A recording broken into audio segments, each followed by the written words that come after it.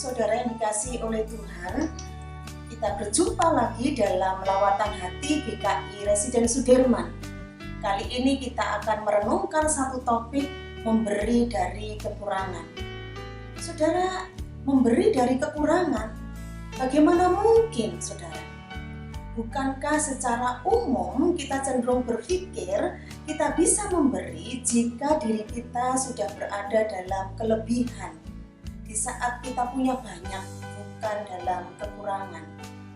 Yang masuk di akal kita adalah kita bisa memberi jika kebutuhan diri kita sendiri sudah tercukupi. Saudara, sejak dulu juga sama, ada orang-orang yang berpikir demikian. Lalu bagaimana Tuhan Yesus menilai pemberian, baik yang didasarkan pada kelebihan maupun didasarkan pada kekurangan? Saat ini kita akan bersama-sama membaca dari Injil Lukas pasal yang ke-21 ayat 1 sampai ayat yang ke-4. Injil Lukas pasal 21 ayat 1 sampai ayat yang ke-4 berbunyi demikian. Ketika Yesus mengangkat mukanya, ia melihat orang-orang kaya memasukkan persembahan mereka ke dalam peti persembahan. Ia melihat juga seorang janda miskin memasukkan 2 peser ke dalam peti itu. Lalu ia berkata, "Aku berkata kepadamu, sesungguhnya janda miskin ini memberi lebih banyak daripada semua orang itu, sebab mereka semua memberi persembahannya dari kelimpahannya, tetapi janda ini memberi dari kekurangannya, bahkan ia memberi seluruh nafkahnya." Saudara, Lukas 21 ayat 1 sampai ayat yang keempat jelas menegaskan kepada kita semua bahwa ada seorang wanita ketika itu dan dia adalah seorang janda. Tidak ada yang mensupport kebutuhannya setiap hari.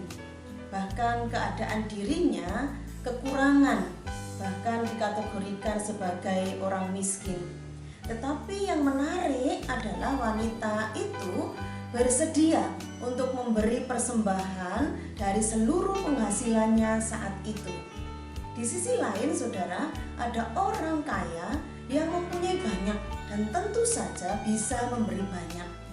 Secara nilai, saudara, orang kaya bisa memberi banyak, artinya bahwa bisa memberi lebih besar daripada janda miskin ini. Tetapi bukankah janda miskin ini memberi dari kekurangannya? Semua yang ada padanya, yakni seluruh nafkahnya, sebanyak 2 peser, saudara. Peser adalah nilai mata uang terkecil pada zaman itu. 2 peser itu nilainya kira-kira 1/6.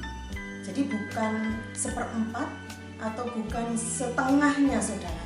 1/6 dari rata-rata upah harian seorang buruh saat itu. Jumlah yang sedikit bukan? Namun menjadi persembahan yang begitu besar, karena bagi janda miskin ini yang dikategorikan sedikit itu adalah seluruh apa yang ada pada dirinya, saudara.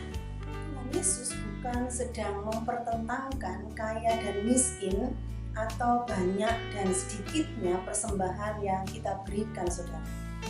Tuhan Yesus bukan menolak orang kaya atau sebaliknya selalu menerima orang miskin. Sama sekali bukan demikian, saudara. Lalu mengapa Tuhan Yesus menyampaikan hal itu kepada orang banyak yang sedang berada di rumah ibadah saat itu? Apa yang Tuhan Yesus lihat, saudara?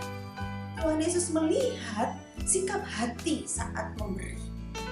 Dia ingin agar pemberian kita didasarkan kepada 2 hal.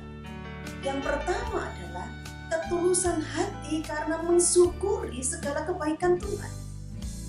Artinya, seberapapun yang kita miliki, kita pandang sebagai bukti kebaikan Tuhan dalam kehidupan kita.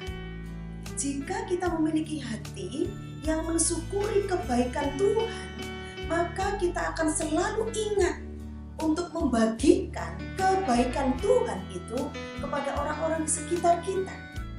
Jika kita selalu mensyukuri bahwa segala sesuatu yang kita dapatkan, yang kita peroleh, yang kita miliki adalah kebaikan Tuhan, maka kita akan selalu mempunyai waktu dan selalu berpikir bagaimana kita bisa membagikan kebaikan yang sudah kita miliki itu bagi sesama di sekitar kita.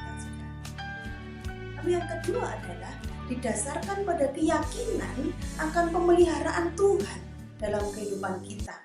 Saudara, seberapapun berkat yang kita terima, itu adalah cara Tuhan untuk memelihara kehidupan kita. Dia ingin seberapapun yang kita miliki itu, kita bisa mengelola dengan baik. Kita bisa mencukupkan diri dengan baik dalam kehidupan kita. Sehingga kita tetap bisa mampu untuk memberi.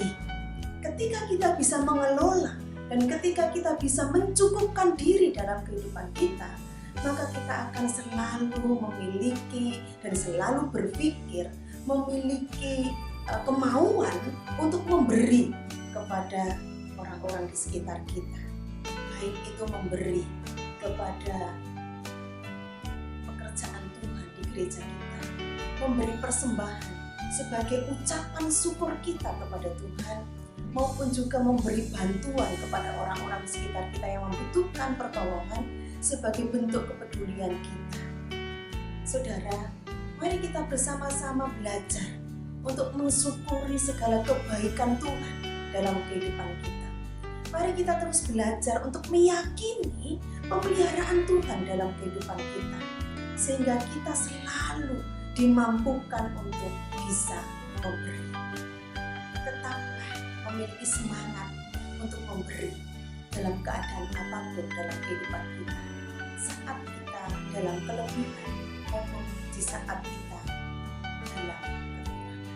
Tuhan Yesus akan memampukan setiap kita. Tuhan Yesus akan menolong kita untuk memiliki semangat memberi. Tuhan Yesus memberkati setiap kita.